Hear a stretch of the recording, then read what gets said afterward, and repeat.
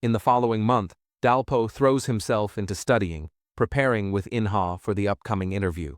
To avoid worrying his adoptive father, Dalpo does his best to avoid him every day, but the old man already knows everything.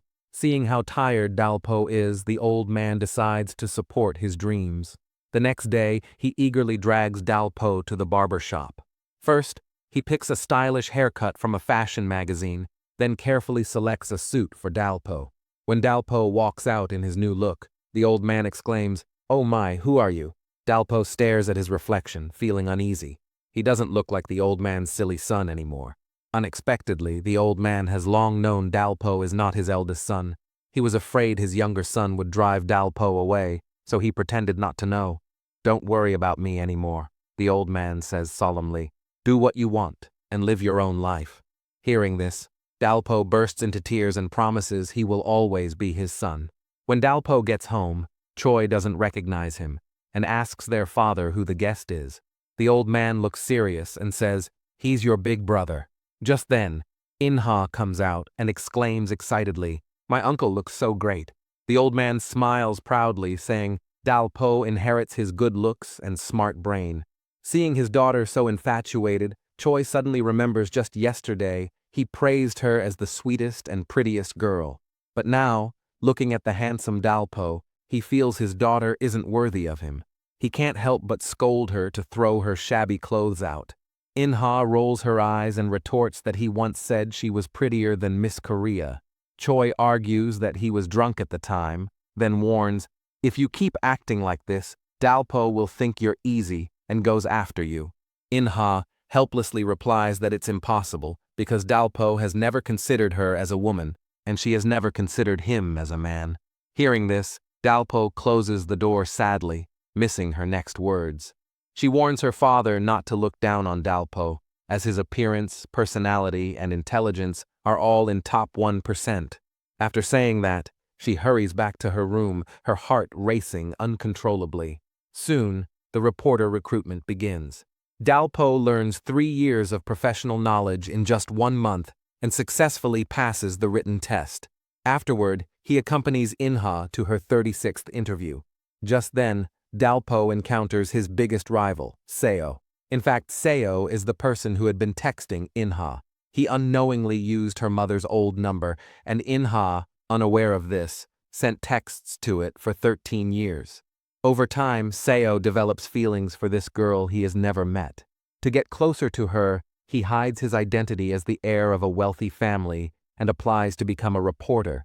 Soon, the first interview starts, and the 3 of them are in the same group. Dalpo notices that Seo is always staring at Inha, so he deliberately walks up to him and teasingly says, "You have a runny nose." The interviewer then asks everyone to line up according to their numbers and report a video clip one by one. They are all given scores based on their performance. The rules put the first person at a disadvantage, and Dalpo happens to be first. After watching the video, he gives a strictly factual statement. The next 2 competitors embellish Dalpo's report to make it more engaging. When it's Inha's turn, like Dalpo, she chooses to truthfully describe what she saw.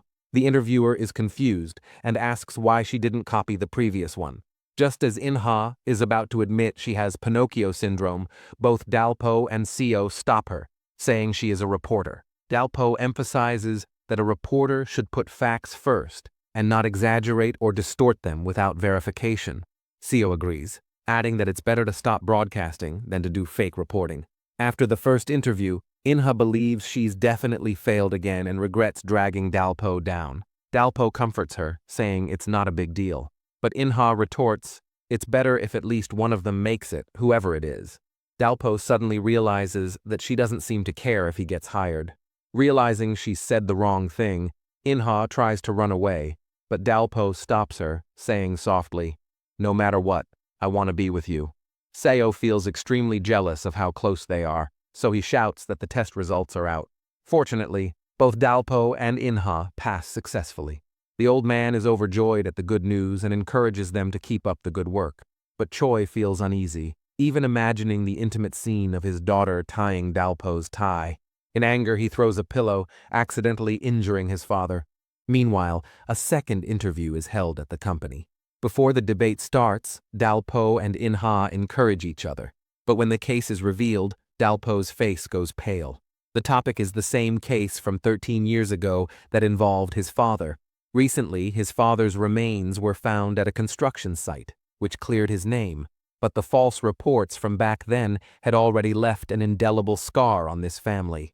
Now, the interviewer asks everyone to debate who is at fault for the case.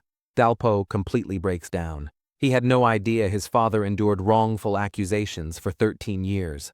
All this time, he thought his father and brother had abandoned him, which is why he willingly stayed with his adoptive father. Watching his competitors voice their opinions, he tries hard to hide his anger. But then, Inha speaks up. She believes the main cause of the tragedy was that the witness with Pinocchio syndrome mistook the person. Because the witness couldn't lie, the police and the media trusted his testimony. She concludes that it's a very unfortunate accident that they can't blame on anyone. Suddenly, Dalpo angrily retorts, "Is there no one to blame?" The Pinocchio and the reporters should have known that people believe everything they say, so they should have been careful enough. But they clearly didn't realize this, and their thoughtlessness action killed a family. Despite this, Inha stands firm in her view. Dalpo then understands why a person with Pinocchio syndrome shouldn't become a reporter. As long as they believe they're right, they won't hiccup. Seeing Dalpo so hostile toward her, Inha sadly leaves the interview room. Seo also announces his withdrawal from the interview and leaves with her. In the elevator, he carefully tries to comfort her, but Inha ignores him because her mind is in turmoil. She understands that everyone can express their opinion in the debate, but she still wished Dalpo had taken her side. Seo points out that she must like Dalpo. Inha quickly denies it, but her hiccups give her away. Elsewhere, Dalpo comes to the rooftop and can no longer hold back his tears. He realizes that his father was not a fugitive, but a true hero. After calming down, he heads to the police station, only to learn that his father's remains had already been claimed. Meanwhile, Dalpo's big brother has just held a funeral for their father. Jae-myung believes he has no family left, so he fills his heart with revenge and decides to make those who destroyed his family pay the price. His first target is the factory manager who pushed all the blame onto his father. Jae-myung pretends to fall and secretly steals his wallet. Later, he uses it as bait to lure the manager to a remote place. The man doesn't sense any danger and even walked straight into the trap. Jae-myung mercilessly closes the lid and weighs it down with bricks. No matter how desperately the man begs, Jae-myung stays unmoved. Even worse, he also kills the 2 workers who caused the fire years ago and frames the manager for their deaths. He wants the world to remember the manager as a monster who killed his friends for money, exactly like what his father went through. After 36 failed job applications, Inha follows her father's advice and works at a convenience store. Does that make sense? She can't help crying to a customer. Uncle Dalpo made it after 1 month, but I prepared for 3 years and still fail. Just then, Seo, who has a crush on her, suddenly appears. He mistakes Dalpo for her real uncle and tries to comfort her. That night, Dalpo chats with his father about his first day at work. Inha pretends not to care, but when she remembers even Dalpo thinks she's unfit to be a reporter, her anger boils over. She secretly dips his toothbrush into the toilet and puts it back. But when Dalpo picks it up, Inha feels no satisfaction, only disgust, and throws it away. The next day, Seo visits the store again to chat with Inha. Suddenly, her mother appears and offers her a job.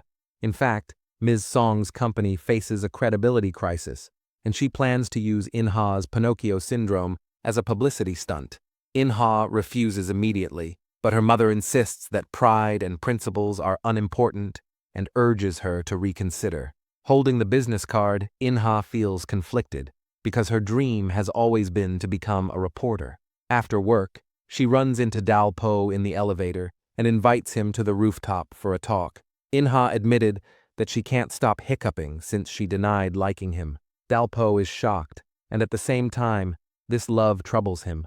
He does not know how to face the daughter of his enemy, even though he loves her deeply. Inha also knows they have no future. To outsiders, Dalpo is just her uncle. She promises him she will try to find a boyfriend and slowly let go of these feelings. Dalpo feels sad, but he cannot stop her. Later that day, after thinking it over, In-ha calls her mother and accepts the job. Unexpectedly, Seo also joins the same company just to chase after her. This way, In-ha becomes a reporter, but Dal-po turns into her rival. After work, the old man prepares a big dinner for his son and granddaughter. But when Dal-po sees the beef tripe, he instantly recalls the autopsy scene from earlier. He rushes to the bathroom and vomits uncontrollably, leaving his family worried. Back in his room, Dal-po sees the stomach medicine In-ha has prepared.